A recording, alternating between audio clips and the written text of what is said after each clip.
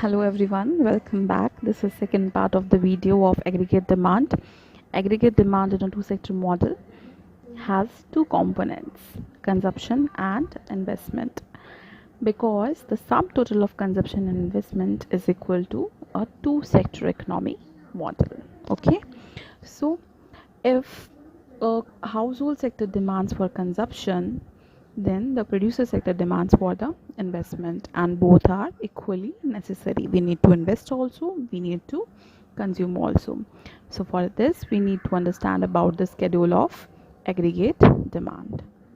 Now see, level of income, consumption, investment, and ADC plus I.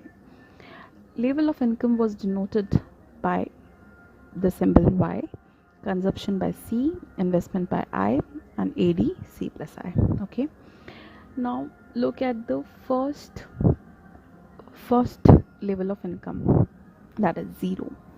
At 0 level of income we are consuming something that is of 50. If you are not earning anything, how you are consuming? Definitely from the past savings you have made. You're consuming from that past savings. This type of consumption is known as autonomous consumption. Okay, and we denote this by C and by putting a bar on it. This is autonomous consumption. Now look at the investment. As far as you can see, it is 100, 100, 100, 100 and 100, right? That means all the numbers are same. This is also an autonomous investment, but we do not denote it by anything, because there are two types of investments.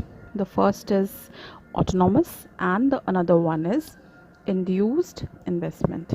Now I will make you understand about what is autonomous investment. Autonomous investments are generally made by government, and it is not affected by changes in the level of income. As you can see in this diagram, the level of income gets changed, 0 to 50 to 100 to 200, 300, right? And autonomous investment is not induced by profit motive also. So that's why in this example we are taking autonomous investment, so that the investments remains the same. And induced investment, if there is increase in income, induced investments will also increase, and it is also affected by change in the level of income, plus it is induced by profit motive. Now this is the difference between both the investments, autonomous investments and induced investments, right? I will give you the notes of this later on when I think it is required. Okay, so in this we will find AD C plus I. First one is 50 plus 100, that means 150, 175, 200, 250,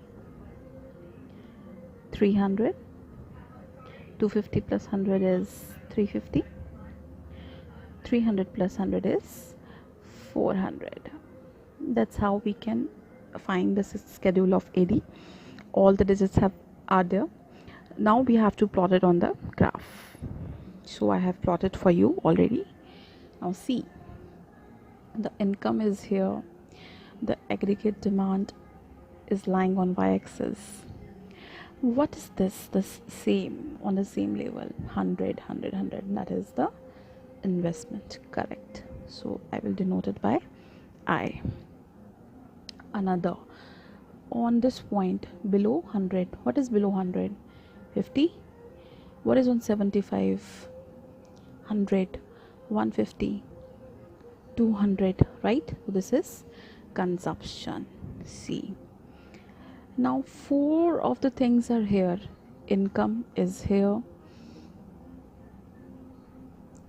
consumption is also here, investment is also here. This is AD, that is C plus I. So you all have to plot like me, and I hope you are able to understand this two sector model. Okay, now we'll see you in the third part of the video.